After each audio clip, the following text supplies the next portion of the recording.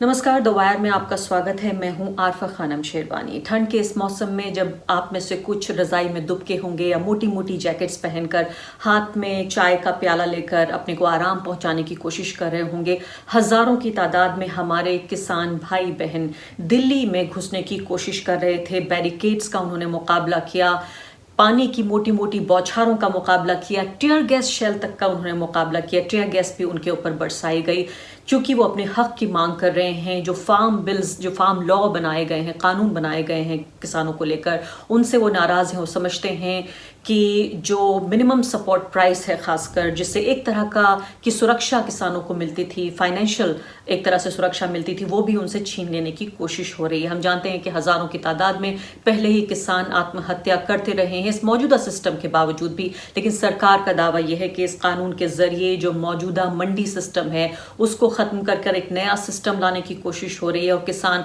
खुद अपनी बुनियाद पर कॉरपोरेट से, बाजार से जो है मोल भाव कर सकेगा। लेकिन साफ तौर पर हमने देखा है कि ये सिस्टम, बिहार का मॉडल हमारे सामने है, वो बेहतर सिस्टम नहीं बन पाया है। हालांकि उसी के मुकाबले अगर हरियाणा का मॉडल देखा जाए तो वहां के किसान काफी हद तक दूसरे राज्यों के मुकाबले ज्यादा खुशहाल नजर आते हैं। तो जिस तरह से आज संविधान दिवस के मौके पर वो संविधान जो देश के हर नागरिक को लोकतांत्रिक तरीके से इजाजत देता है, आजादी देता है अपने अधिकारों की रक्षा के लिए प्रदर्शन करने की, आज विडंबना ये देखिए कि उसी संविधान दिवस के मौके पर जो लोकतांत्रिक अधिकार है किसानों का, उसको कुचलने की कोशिश की गई। और आर्ग्यूमेंट ये था कि कोरोना वायरस के मद्देनजर जो है वो नहीं घुसने की कोशिश की जा रही है, हालांकि नहीं दिया जा रहा है घुसने। लेकिन आप ये देखिए कि बिहार में आपने देखा अभी चुनाव होके चुका है, लाखों की तादाद में लोग रैलियों में इकट्ठे हुए और भाषण हुआ।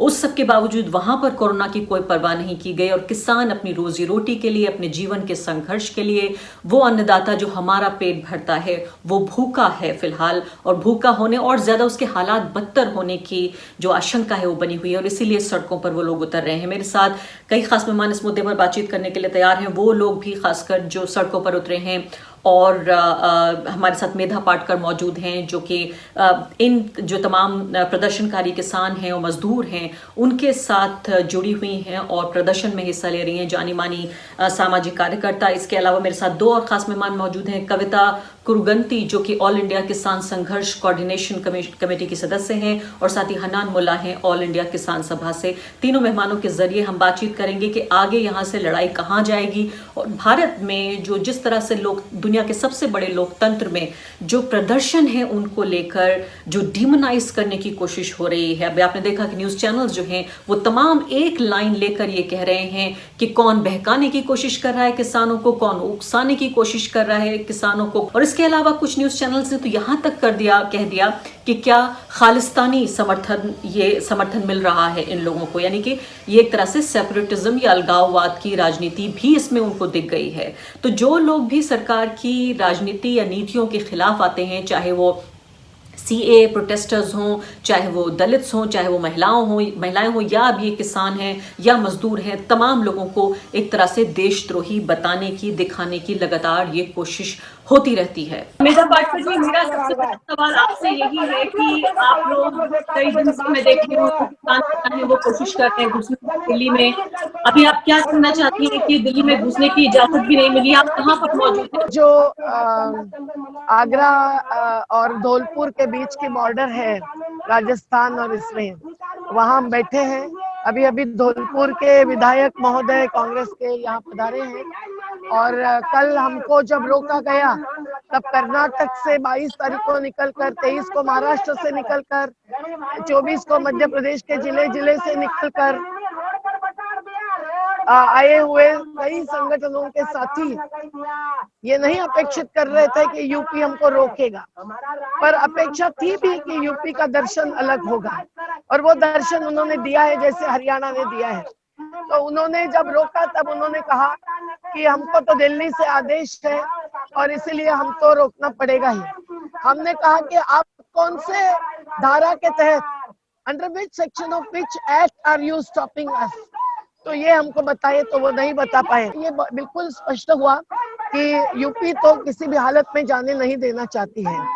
तो हमने तय किया कि हम यही डेरा डालेंगे और उन्होंने उनकी जो गाड़ियां रोकी थी उसके बावजूद अलग अलग मुद्दे बनाना चालू किया। पर जब हमने उनको कहा कि दिल्ली से क्या ऑर्डर आई है, तो उन्होंने ऑर्डर दिखाई, तो उसमें यह था कि प्रोग्राम नहीं कर सकते हैं।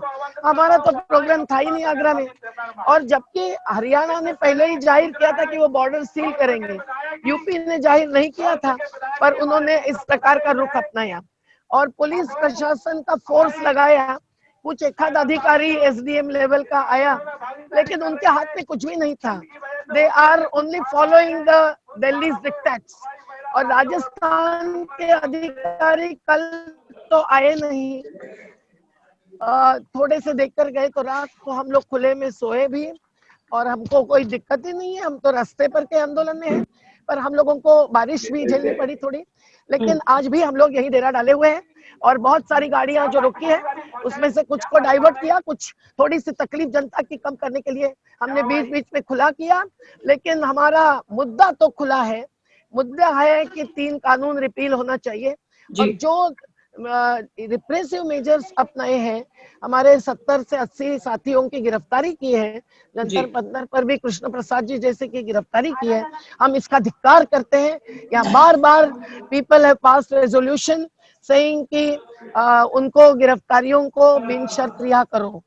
और हमको मालूम है कि ये आंदोलन एक बुनियादी आंदोलन करके उभर आया है।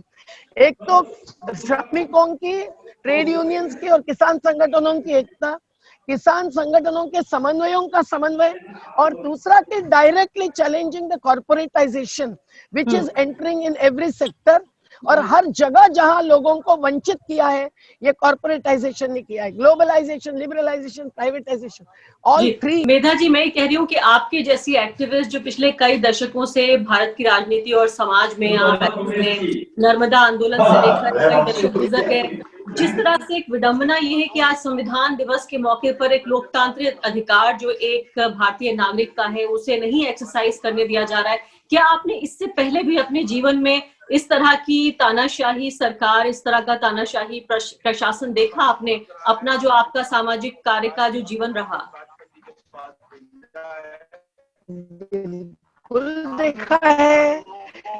मैंने तो हाथ में कॉन्स्टिट्यूशन लेकर ही अभी आज बात कर रही थी, तो उसके उदाहरण भी दिए। गुजरात अवैज्ञानिकता दिखाई है, अजनतांत्रिक प्रक्रिया अपनाई है, और आज भी पूरी बात खुल गई है कि नर्मदा प्रोजेक्ट कितना बकवास हो गया है, न कच्छ सौराष्ट्र को बेनिफिट मिला है।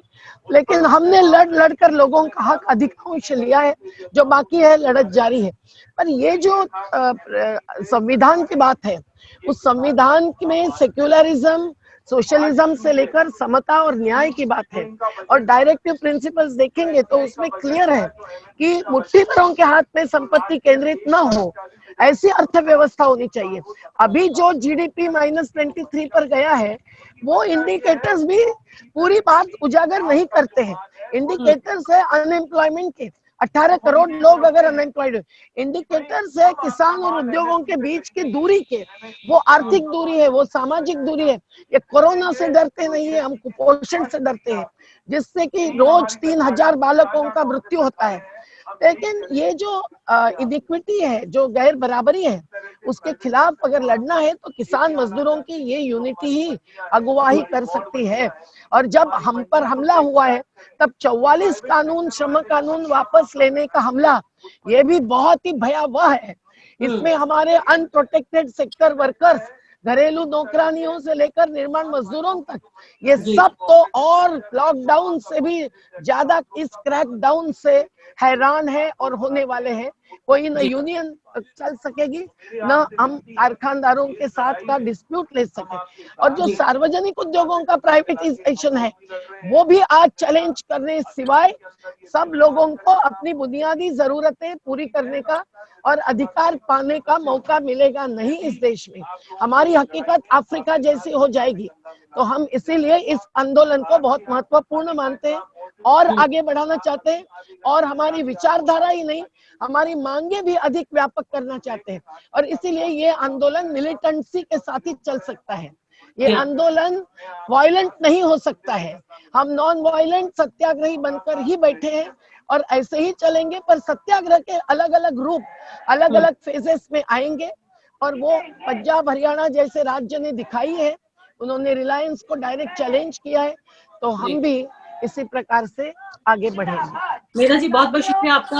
हमें आपकी हमारी शुभकामनाएं। आपके लिए अपना ख्याल भी जरूर रखिए आप। ये कोरोना वायरस का दौर है और बुरी तरह कोरोना वायरस फैल रहा है। मैं उम्मीद करती हूँ कि आपका स्वास्थ्य अच्छा रहेगा।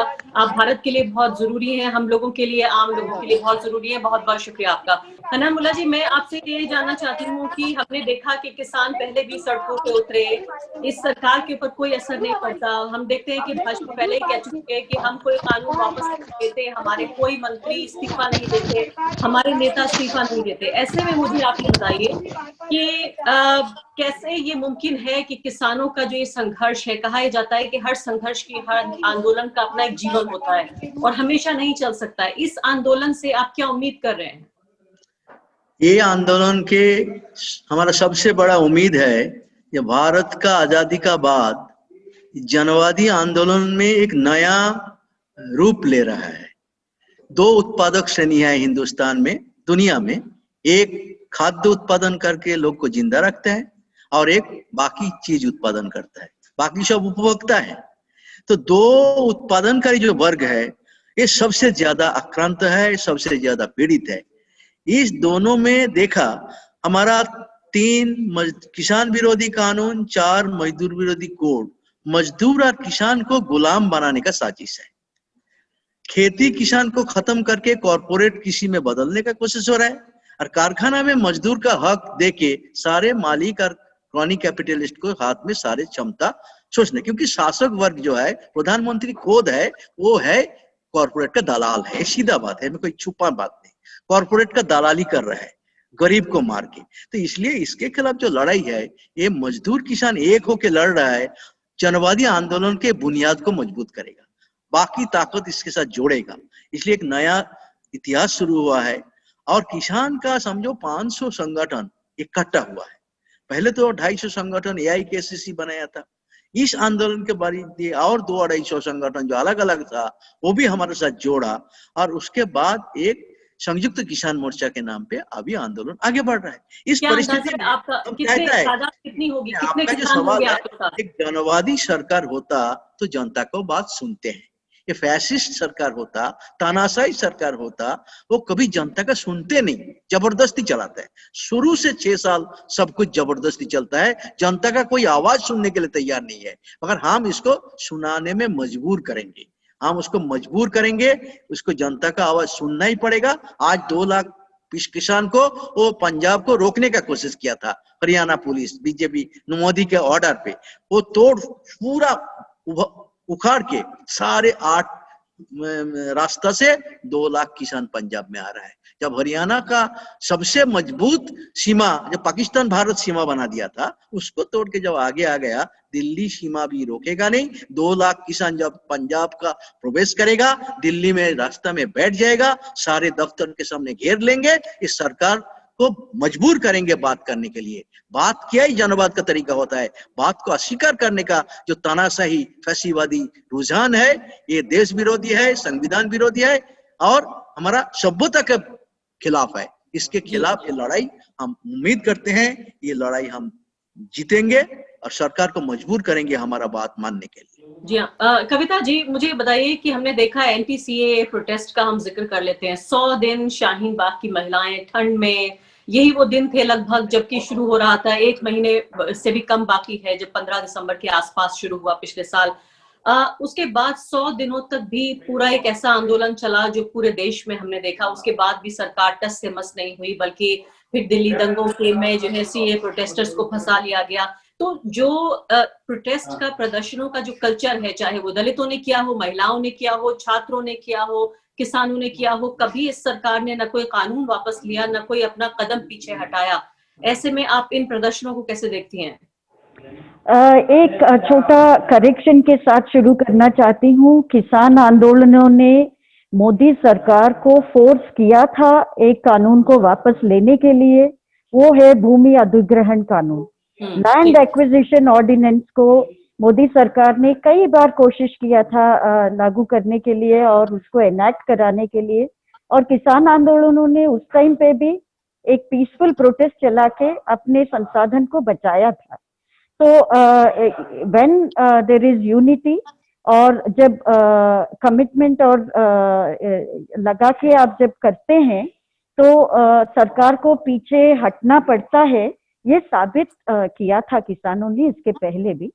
मगर आज के दिन जो हम देख रहे हैं, हम सरकार की तरफ से फिर से द सेम टैक्टिक्स देख रहे हैं जो इसके पहले CAA वो सब लागू करने में दिखाया था। इसको भी कोविड के पीछे छुपा के ऑर्डिनेंसेस लाए गए थे। You know, every time there's something that is shown as the front and making it look as though it is actually wanting to make it look as though it's beneficial for citizens. मगर I mean, it doesn't take much effort. अगर थोड़ा सा भी scratch करेंगे आप देख पाएंगे कि कितने गलत बोल रहे हैं, कितने झूठ बोल रहे हैं। और यहाँ पे भी वही हुआ कि 6 महीने से लगातार सरकार ने किसानों का जो रेसिस्टेंस है इग्नोर किया था, बढ़ने दिया और कुछ भी नहीं किया। न राज्य सरकारों की बात मानी, न किसानों की बात सुनने के लिए तैयार थी। आज हम देख रहे हैं कि एग्रीकल्चर मिनिस्टर और बाकी लोग बार बार कह रहे हैं we are ready for talk. ये हालत आना ही नहीं चाहिए था। I mean, if we are talking about the Constitution Day today, and you began by talking about our Constitution's core value, और उस core value में citizen का जो अधिकार होते हैं, वहाँ पे कंसल्टेशन कहाँ हुआ? जो किसानों ने मांगा ही नहीं है, वो किसानों के ऊपर क्यों थोपा जा रहा है? लेकिन कविता जी, इस पे एक दलील ये है कि जो पुराना सिस्टम था वो भी काम नहीं कर रहा था, उसमें भी किसान परेशान थे, वहां भी आत्महत्याएं हो रही थी। अभी मनोहर लाल खट्टर ने ये कहा है कि वो गारंटी देते हैं कि MSP को कोई नुकसान नहीं होगा और वो खुद अपनी गारंटी ले रहे हैं। उन्होंने ट्वीट के जरिए कहा, पंजाब के मुख्यमंत्री के ट्वीट में बाकायदा आपस में दोनों उनके बीच झगड़ा भी हुआ। तो ये मुझे बताइए कि जब पिछला सिस्टम काम नहीं कर रहा था तो क्यों ना इस सिस्टम को एक चांस दिया जाए, एक मौका दिया जाए। हो सकता है कि जो बाजार है वो खुलने से किसान को फायदा पहुंचे। देखिए, पिछला सिस्टम जो काम नहीं कर रहा था उसके लिए जो करना चाहिए था वो कभी नहीं किया गया था। जो एक्चुअल रिफॉर्म्स APMC वाली व्यवस्था में लानी चाहिए थी, उसमें भी the direction that was taken was not about guaranteeing prices to farmers. किसान क्या मांग रहे हैं, वो जो भी मार्केटिंग चैनल हो, हमको जो दाम मिलना चाहिए, जितना मेहनत हमने लगाया, जितना लागत हमने लगाया और जो हमारा परिवार चलाने के लिए हमको थोड़ा बहुत पैसों की जरूरत है, वो सब मिला के प्राइस का सिस्टम होना चाहिए।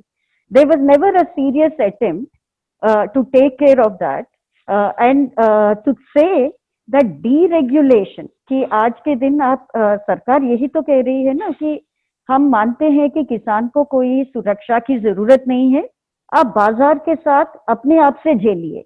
आप इतना मजबूत बन गए हैं कि आप बाजार में अदानी, अंबानी या जो भी है, कारगिल है, आर्चर डेनियल, मिडलैंड है, एनी अदर MNC, उनके साथ आप अपनी लड़ाई आप लड़िए। हम ये भी गौर नहीं करेंगे कि कौन कौन आपके साथ ट्रांजैक्शंस कर रहे हैं, कितने दाम में कर रहे हैं। हम बस हमारा चेहरा किसी और तरफ कर लेंगे, आप अपना आपका संभालिए। ये जो सरकार का रवैया है, ये जो अप्रोच है, हम कैसे माने कि इसमें किसानों का जो प्रॉब्लम है प्राइसेस को लेके वो सुलझेगा।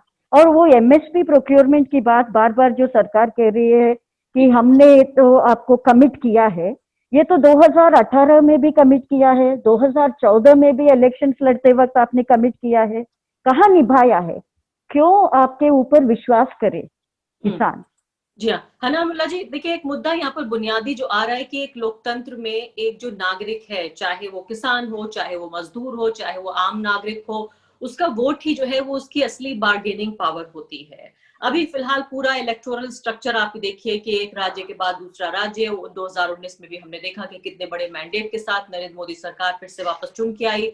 अगर यही किसान जो आज सड़कों पर है, कल को जाके फिर नरेंद्र मोदी जी की पार्टी को वोट दे देते हैं, तो सरकार आखिर जो बीजेपी है, जो सत्तारूढ़ पार्टी है, वो इस पे क्यों इतना ध्यान देगी कि क्या कह रहे हैं किसान मजदूर, क्या कह रहे हैं। अभी बिहार में आप देख लीजिए, बिहार से ज्यादा मजदूरों को तो किसी को परेशानी नहीं हुई थी। लाखों की तादाद में लोग सड़कों पे फ्लाईओवर्स पार करके सैकड़ों किलोमीटर पैदल चले, और फिर उस परेशानी के बावजूद भी उन्होंने भाजपा और समर्थित एनडीए को वोट दे दिया और वो फिर वापस सरकार बना लिया।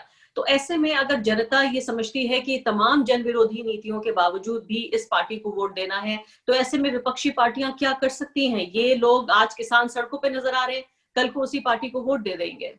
नहीं, बिहार के चुनाव में भी आप सही से देखो तो जो उसके खिलाफ गरीब लोग वोट नहीं दिया ऐसा नहीं है, सिर्फ 12,000 वोट का फर्क है। 10 बूथ का फर्क है। 10 बूथ में 12,000 वोट मेकअप हो जाता, ये सरकार नहीं मानता। 12,000 का फर्क है टोटल वोट में। तो ये दोनों गठबंधन में आप देखा है वोट का फिगर। तो इसलिए गरीब लोग वोट दे नहीं रहे ऐसा बात नहीं है। मगर क्या है, हमारा देश का एक परंपरा क्या हो गया कि जो परंपरा का जो सामंतवाद है, जो कुसंस्कार है, जो अंधविश्वास है, धर्म पर जो धर्म में अंदर जो बर्बरता है, धर्म के बर्बरता का साइड है, उस पे जो जनता का रुझान है, जनता इससे प्रभावित होता है। रोज का जो दुख दर्द है वो चुनाव के समय जो धर्म, जात, भाषा, जो हमारा देश का सबसे बड़ा पाप है, इस सबसे बड़ा पाप में ये लोग शिकार होता है। और पाप में लोग शिकार बन ही जाता है। दारू पी के पाप करता है, बलात्कार कर पाप करता है, और कुछ लोग सांप्रदायिक और जात पात के चक्कर में पड़ के पाप, ये भी पाप है। इस पाप के खिलाफ हम लड़ रहे हैं लगातार। डेमोक्रेटिक सोर्सेस लोग को समझाते हैं, democracy, secularism, reasonable behaviour, collective bargaining, ये सब हम सिखाते हैं। लोग सीख रहे हैं। कभी कभी आज क्या हो गया, संप्रति भावात्मक रूप से लोग प्रभावित हो रहे हैं, इसके कारण है।